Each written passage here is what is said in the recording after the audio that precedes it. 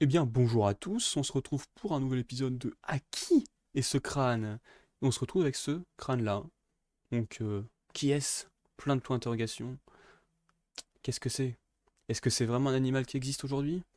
Est-ce que c'est de l'IA? Eh ben non. Et oui, c'est un animal qui existe aujourd'hui. Non, ce n'est pas un animal passé. Oui, il a des dents. On, se on se dit, faut pas lui. Tu vas pas lui dire que c'est un sac à merde en face, quoi. Tu vas le faire dans son dos et en prenant tes jambes à ton cou parce que l'architecture qu'il y a devant, c'est violent.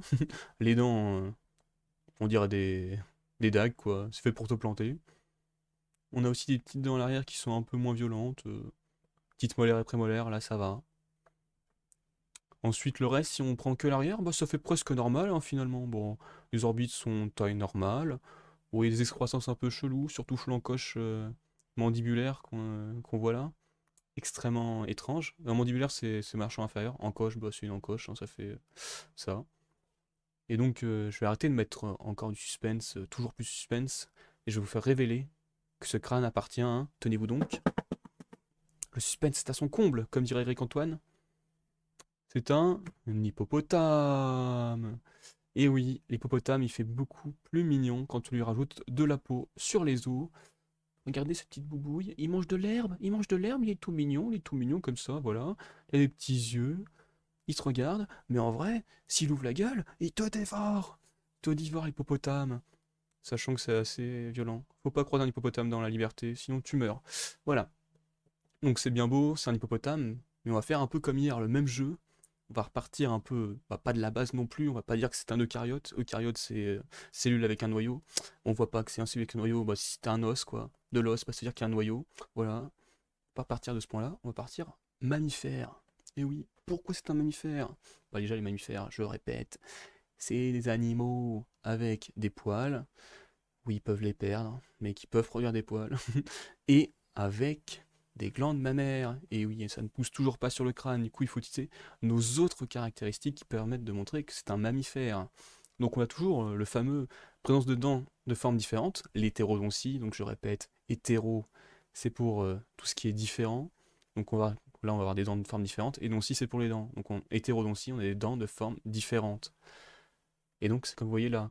Donc on a des incisives qui ressemblent à rien, voilà, ça c'est les incisives. Il y en a qui vont comme ça, on dirait que c'est pour te trancher. Comme si t'avais une lance là qui venait pour te trancher là.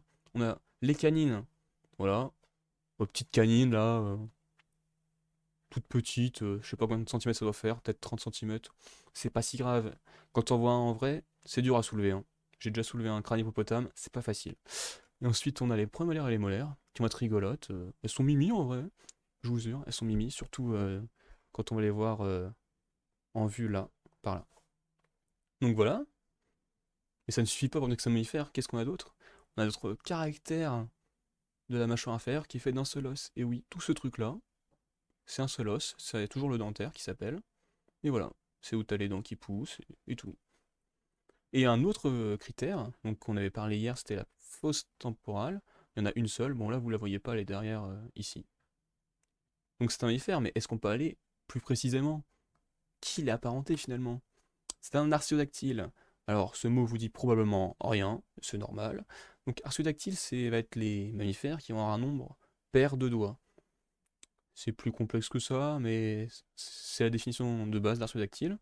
Donc, on va retrouver bah, la vache, par exemple, les cochons, et du coup, l'hippopotame. Donc, qui sont proches, relativement proches de ce point de vue-là.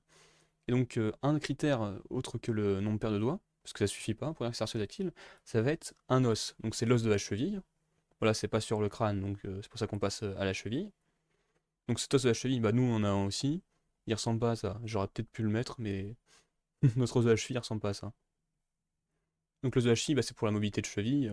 Bon, la mobilité d'un hippopotame au niveau de la cheville, c'est pas ce qu'on a vu de plus transcendant, mais c'est déjà ça. Et donc les artiodactyles, ils sont définis par ce qu'on appelle une double poulie. C'est-à-dire qu'on va avoir une poulie là, pour pouvoir faire la mobilité en haut, et une poulie là pour faire la mobilité en bas. Donc ce qui va être intéressant pour les animaux qui vont pouvoir courir, comme des antilopes. qui sont versatile. J'ai failli dire la vache, hein. Vous avez vu une vache courir? Non, moi non plus. Voilà, donc ça c'est caractère un peu plus technique pour dire versatile. Et après on va voir les caractéristiques pour les hippopotames. Donc pour les hippopotames, voilà. Donc déjà, oui, les incisives orientées à l'avant, c'est un critère facile, parce que aucun animal a ces incisives-là. Ils font coucou. Je sais pas si vous avez déjà vu un crâne de vache, les incisives sont un peu orientées vers l'avant, mais là c'est pas pareil. C'est pas pareil, c'est orienté vers l'avant, ça fait 20-30 cm, pas pareil. Peut-être que j'abuse un peu sur le centimètre. Mais ce qui va être le plus thématique, enfin le plus reconnaissable chez un hippopotame, c'est ses dents. Et oui, quand on regarde vu du dessus, les dents, on a cette usure-là. En fait, si vous prenez la dent, donc là on a une dent, qui se sépare en deux, et ben de chaque côté, on peut voir une sorte de trèfle. Si, vous le voyez, regarde, là vous avez votre trèfle, il est joli, tout mignon, trèfle à 4 fleurs, feuilles, hein, Mathieu, ce sont des feuilles.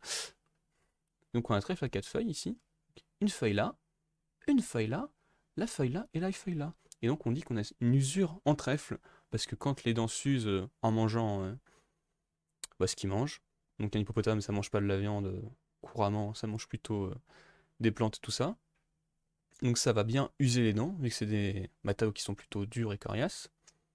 Et donc cette usure là, et ben on va voir des opérations de motifs pour la plupart des dents des mammifères. Et donc là on a une usure en trèfle qui est vraiment typique des hippopotames. Voilà, c'était tout pour cette vidéo. Vous savez maintenant reconnaître un crâne d'hippopotame, et vu qu'il va entrer vos souvenirs, vous ne pourrez plus jamais l'oublier, et vous pourrez toujours dire à vos amis en soirée mondaine, je sais reconnaître un crâne d'hippopotame. A bientôt.